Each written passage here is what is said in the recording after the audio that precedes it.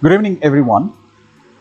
Today we'll discuss about Edmund Spenser and his sonnet number 75, taken from Amoretti. Most of you have heard of Edmund Spenser's name. He is chiefly known for his verse epic called The Fairy Queen, Amoretti, a sonnet series, and also Shepherd's Calendar. He is also known for a particular kind of stanza which is known as Spenserian stanza. Now, we have to delve deep inside his poetic self, into his poetic art in respect to sonnet number 75. First of all, we have to set our learning objectives very clear, and we will try to learn little bit about Spenser as a poet, then sonnet, the form as a literary form, then the Italian courtly tradition of Petrarch, and how structurally and thematically Italian sonnet and English sonnets are related and how they differ. And of course, our main aim here is to have a detailed analysis on sonnet 75, taken from Amoretti. Amoretti, which you know, it means little loves.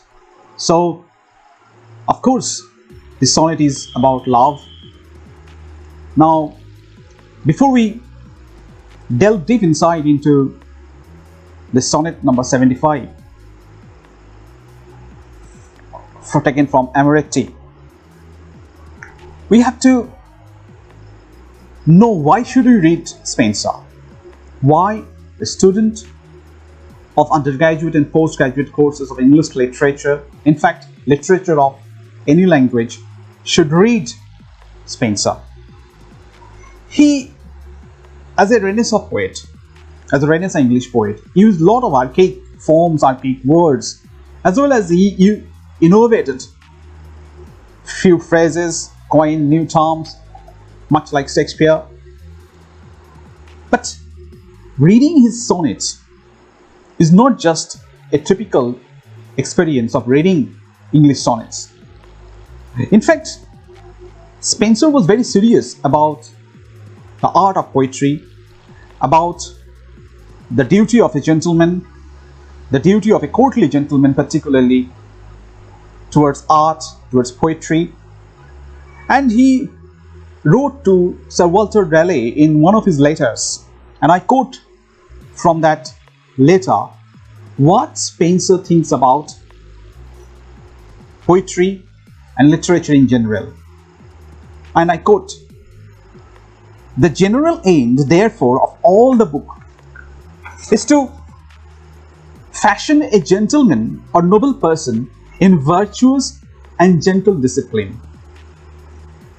So what we try to understand from here is that Spenser pays much emphasis upon fashioning, quote unquote, a gentleman, upon the personality of a poet.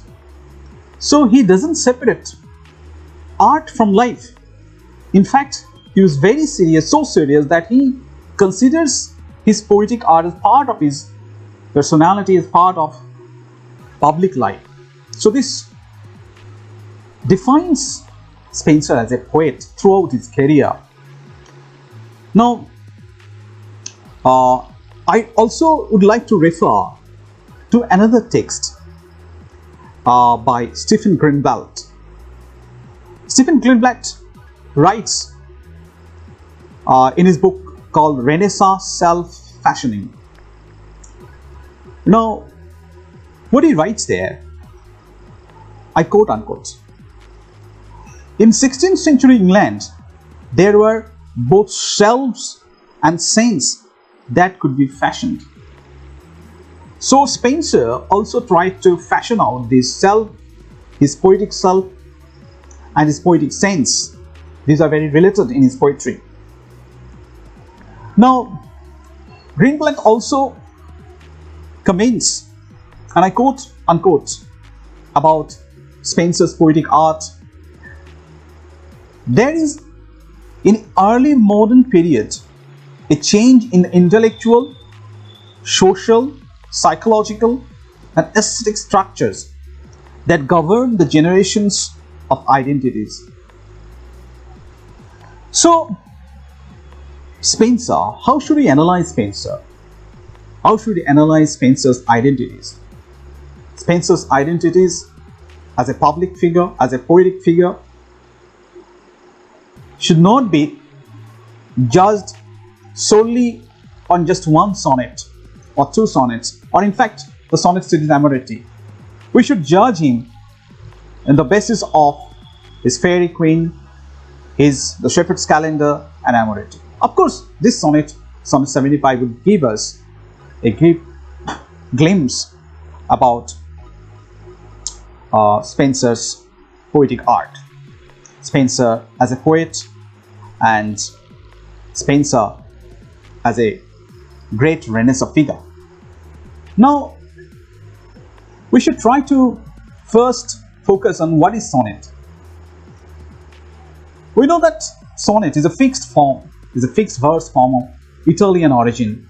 It consists of 14 lines typically, and 5-foot iambic pentameter, and the rhyming could be varied, but it has a specific rhyme scheme. Of course, different sonneteers have applied different rhyme schemes. Now, as the title, as the name suggests, sonnet, which comes from the word sonetto. Now, this sonnet in its origin is Italian, you know. An Italian sonnet has been much practiced by Francesco Petrarch. Petrarch actually is considered to be pioneer of Italian sonnet structure, and which can be typically divided into two parts. In fact, there are three parts, but structurally, in terms of verse lines, we could divide it into octave of 8 lines and sestet of 6 lines. In between, there is a volta. Volta is just a phrase or a word in between, or at the beginning of the ninth line, that is at the beginning of sestet. Typically, this is Petrarchan sonnet. But English sonnet, which was actually imported or translated by Thomas White, then Thomas White and Earl of Surrey, they actually translated so many Italian sonnets in English that it became very popular in England to write in Italian sonnet structure in English, and writing sonnet and reading sonnets became extremely fashionable at the time, became a craze of the time. Now, let us focus on this particular sonnet, that is sonnet number 75, taken from Amoretti, which is also called One Day I Wrote Her Name Upon the Strand. This is actually the first line of this sonnet.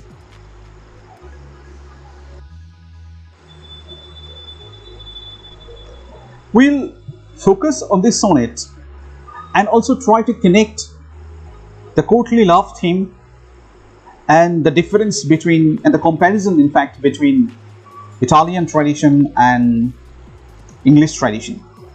We know that later on, almost all the great literary figures of England wrote sonnet sequence, including Shakespeare, including Philip Sidney. So, what's typical, what is unique about Spenser, we have to also learn in terms of his poetic style, in terms of his thematic treatment. Now, let's focus on the text. That is, one day I wrote a name upon the strand.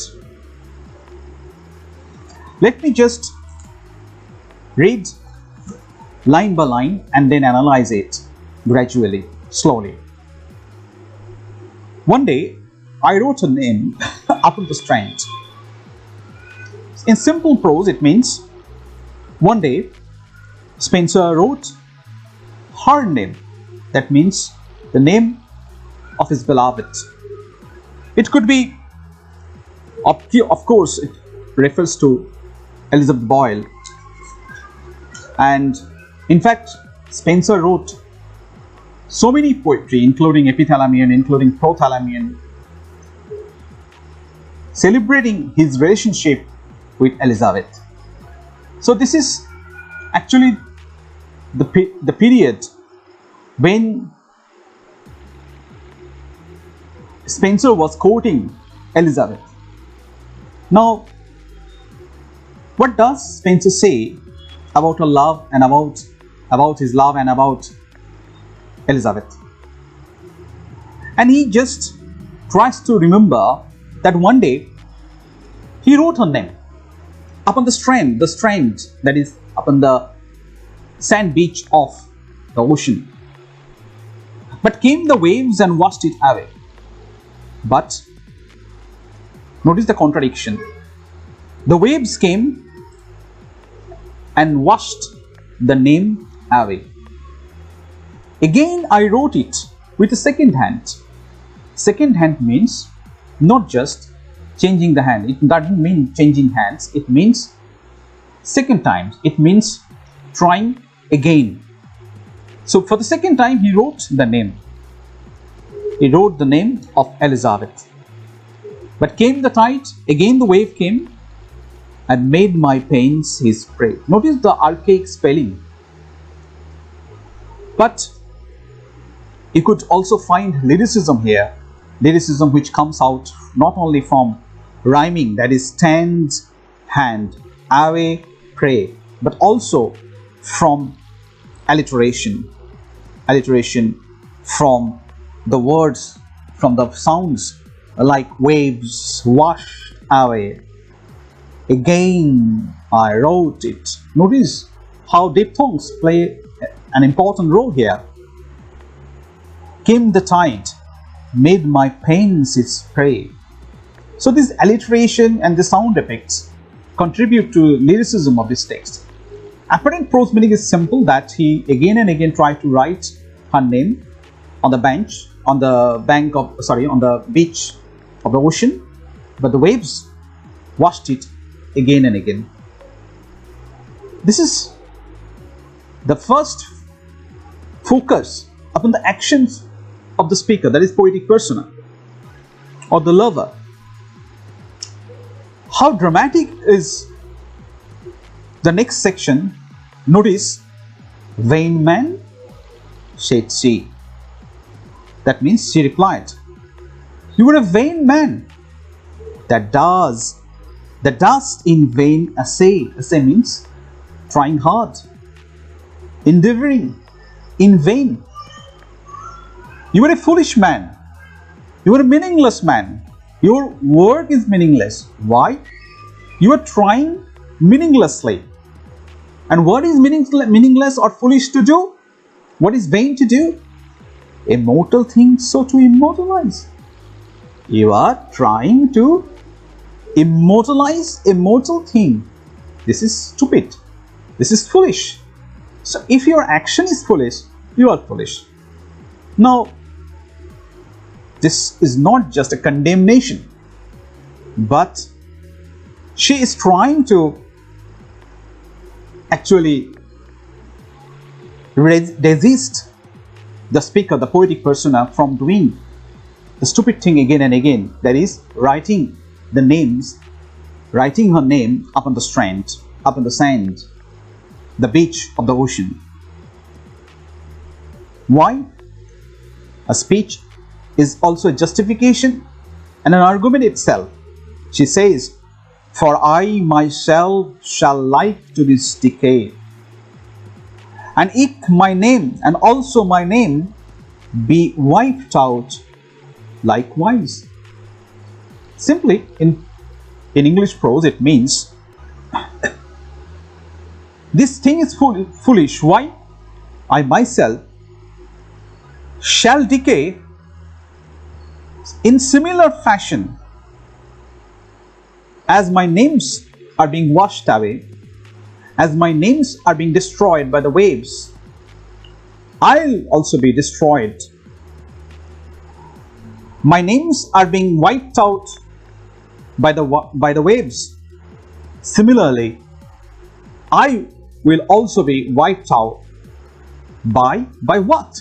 She doesn't give clue, but we understand that she is referring to the phenomenon of death and destruction, natural destruction. Death itself is a natural destruction. Now, this theme of mortality versus immortality, which is also called a classical theme of immortality through verse. We suspect that Spenser is trying to repeat the theme, the classical theme, which we have found in so many classical texts of Ovid and other classical Roman and Greek poets and other European contemporary poets also.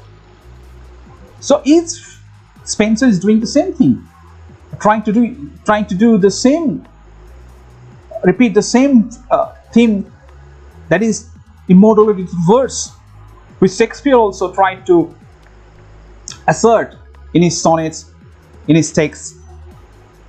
Now here we find that the beloved is asking and arguing at the same time that don't do such thing. You are doing a foolish thing. You can't write my name and try to make me immortal. But we know a very sensible way. We understand that Spenser was not trying to do that. Spenser was simply trying to write her name out of love, out of compassion, out of fondness, maybe whatever the reason is. But this writing upon the strand becomes symbolic. She interprets it as symbolic. How? She thinks that writing her name upon the strand is equivalent to writing love sonnets or lyrics about her. And we know that in many odes, sonnets, Spenser wrote about his love, his courtship, his consummate love with Elizabeth. So probably she is trying to argue that whatever you have tried in your text, in your poetry, by writing about me, about my love or our love, is foolish. We can't immortalize myself or our love. So let's see what Spenser has to say, or the poetic person has to say, or to reply.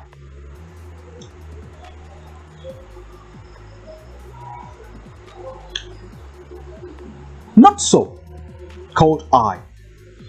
Notice the volta. This is called the volta. Not so. This is the beginning of the 9th line. This is the beginning of the sestet. If we interpret it as typically Italian structure, with the first 8 lines completing an effort on a single theme. And what is the single theme? Trying to immortalize something which is mortal.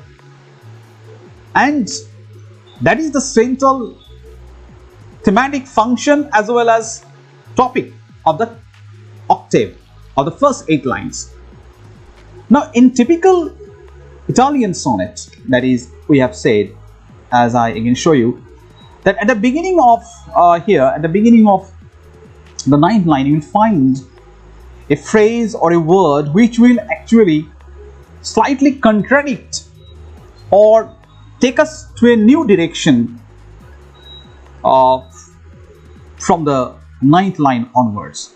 In fact, this technique also has been used by Shakespeare himself, although he used Shakespearean sonnet structure or English sonnet structure, but we'll find that Spenser or Sidney or Shakespeare, actually they try to innovate sonnet structure in their own ways, not just trying to not just trying to just use Italian sonnet structure or English sonnet structure. They have their own ways. So we can't claim that this is typically Petrarchan or this is typically English. There is a kind of mixture. English sonnet structure has evolved, has changed, transformed from Petrarchan sonnet structure, Italian sonnet structure a lot in terms of theme, in terms of technique, in terms of structure. Now, let's interpret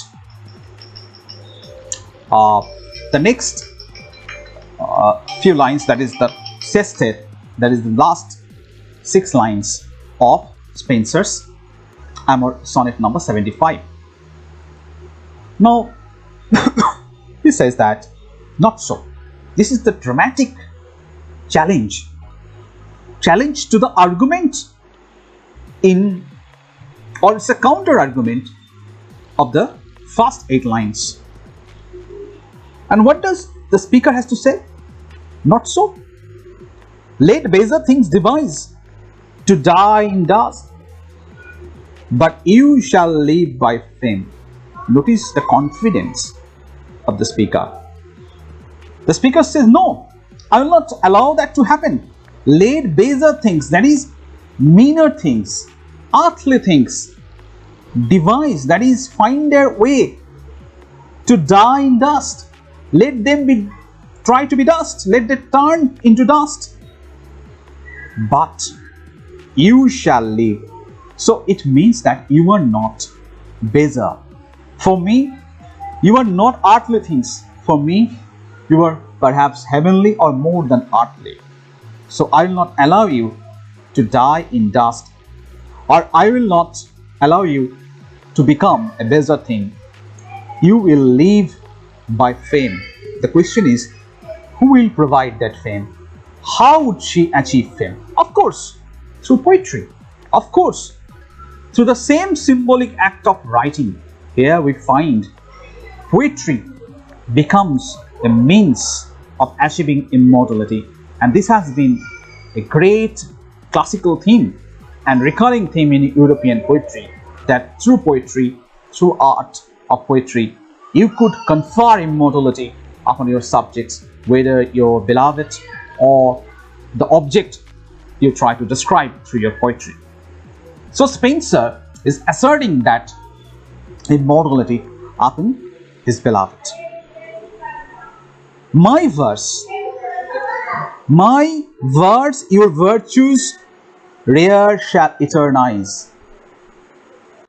Claims or writes, when is death shall all the world subdue.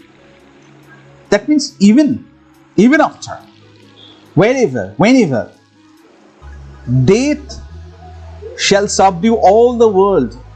I'm just reorganizing the syntax, nothing else. It would be very easy to just make it into a simple prose and then interpret it. So even when death shall subdue, that means shall destroy all the world, our love shall live. Even after that, even after the destruction of the whole world, our love shall live forever and let our life renew. Even if the whole world is not destroyed, even if we are dead, even if we die, in later life we'll renew ourselves, we'll renew our love. So how practical Spenser is. He doesn't just claim that they will remain eternal only in the sense that the whole world will remain, intact. No, he says that we ourselves, our name will live. He doesn't claim that we will be immortal biologically. He claims that our fame will be immortal. And we know that fame could be immortal and has been immortal. In fact, when we are reading Spenser's Sonnet 75, we feel that the name of Elizabeth and their love has been immortalized for many centuries, for at least 5 centuries, their name, their love has become immortal. So Spenser claims immortality through fame, through poetic fame. And an interesting claim he makes at the end of the sestet, that later life means could mean the later resurrection, just like Christ's resurrection. He predicts that later they will resurrect their life, their love. So what I find in this text is the theme of immortality through poetic fame, through poetic vocation. Now, we have to also go back to our learning objectives. We have to see this text in terms of courtly love tradition. We know what is courtly love tradition. In Petrarchan sonnet, we find that the speaker, the lover, actually pines for the love of his beloved. But that love is actually one-sided love, not mutual love, and not mutually reciprocated love. But here we find that this love is already reciprocated. So Spenser is quite deviating from courtly love tradition of Italian sonnets. Now, in terms of structure, we could also classify this sonnet into also English sonnet, not just not just a Petrarchan sonnet. We could divide this sonnet both as a Petrarchan sonnet, classify as a Petrarchan sonnet, and also as English sonnet. Why? A typical English sonnet have 3 quatrains, and we'll find that each quatrains have typical different argument, unique argument.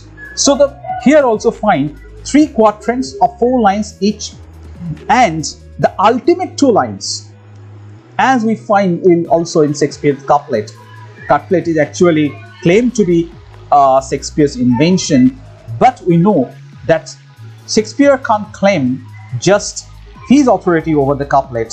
We'll find this technique also used by Spenser also. The last 2 lines, where when as death shall all the world subdue, our love shall live and let our life renew. Of course, Shakespeare transformed couplets into a different magnitude, into a different degree of excellence, but Spenser also used couplet, because these couplet actually recurs and repeats his assertion, his confidence in immortality. Okay, so we have not only seen that the English sonnet is not only just different from the Petrarchan sonnet or Italian sonnet, but to some extent resembles and carries that tradition along. So Spenser, as a poet, as at the very end of my lesson, of my lecture, I would like to quote from another great romantic poet, a great romantic critic also, and philosopher also, Samuel Taylor Coleridge. And what he writes about, what he thinks about Spenser is very crucial, because Coleridge is not just a romantic great poet, he was a great critic also. And he writes, and I quote from Coleridge, "In Spenser we see the brightest and purest form of that nationality which was so common, a characteristic of our elder poets. There is nothing unamiable, nothing contemptuous of others in it to glorify their country, to elevate England into a queen, an empress of the heart. This was their passion and object." So ultimately, what we find in Spenser is a perfect combination of a gentleman who fosters the tradition, who fosters both Italian and English tradition, who fosters lyricism, who fosters consummate love and a kind of spirituality with love that finds expression in Amoretti, particularly in Sonnet 75. Okay, so that's it for Amoretti. Now, before we leave, we have to assign certain questions and suggestions for our dear UG and PG students to ponder on to think over, to muse over these topics. Now we have to think about Spenser's poetic vocation. What does Spenser think about poetry, poetic art, and as a public commitment towards poetry? And also Spenser's point of view about the central theme about that is immortality and writing poetry, that is poetry and immortality. And also, of course, love. How you can combine love, death, art of poetry, and of course its immortality and poetic fame and glory also. These things, of course, should be discussed, should be dealt by all of us. And of course we have to judge Spenser's poetic style in terms of Italian tradition, in terms of the Petrarchan structure, and also his metaphors, use of alliterations and other rhetorical devices.